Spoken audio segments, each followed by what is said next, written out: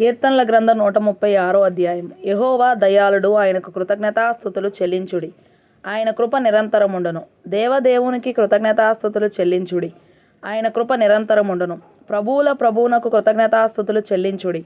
ఆయన కృప నిరంతరముండును. ఆయన ఒక్కడే మహాశ్చర్య కార్యములు చేయువాడు. ఆయన కృప నిరంతరముండును. తన జ్ఞానము చేత ఆయన ఆకాశమును కలుగజేసెను. ఆయన కృప నిరంతరముండును. ఆయన భూమిని నీళ్ల మీద పరచినవాడు. ఆయన కృప నిరంతరముండును. ఆయన గొప్ప జ్యోతులను నిర్మించినవాడు.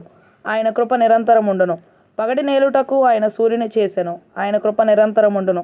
రాత్రి నేలుటకు ఆయన చంద్రుని నక్షత్రములను చేసెను. ఆయన కృప నిరంతరముండును. ఐగుప్తు దేశపు తొలిచూలులను ఆయన హతము చేసెను. ఆయన కృప నిరంతరముండును. వారి మధ్య నుండి ఇశ్రాయేలీలను ఆయన రప్పించెను.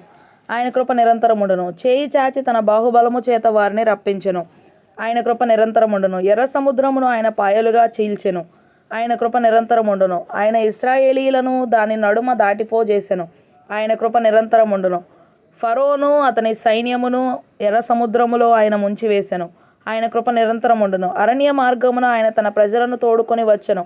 ఆయన కృప నిరంతరముండును. గొప్ప రాజులను ఆయన హతము చేసెను. ఆయన కృప నిరంతరముండును. ప్రసిద్ధి నొందిన రాజులను ఆయన హతము చేసెను. ఆయన కృప నిరంతరముండును. అమోరీయుల రాజైన సీహోనును ఆయన హతము చేసెను. ఆయన కృప నిరంతరముండును. బాషాను రాజైన ఓగును ఆయన హతము చేసెను. ఆయన కృప నిరంతరముండును. ఆయన వారి దేశమును మనకు స్వాస్థ్యముగా అప్పగించెను. ఆయన కృప నిరంతరముండును. తన సేవకుడైన ఇశ్రాయేలునకు దానిని స్వాస్థ్యముగా అప్పగించెను. ఆయన కృప నిరంతరముండును. మనము దీనదశలో ఉన్నప్పుడు ఆయన మనలను జ్ఞాపకము చేసుకొనెను. ఆయన కృప నిరంతరముండును. మన శత్రువుల చేతిలో నుండి మనలను విడిపించెను.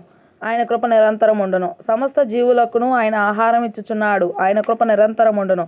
ఆకాశమందుండు దేవునికి కృతజ్ఞతాస్తుతులు చెల్లించుడి. ఆయన కృప నిరంతరముండును.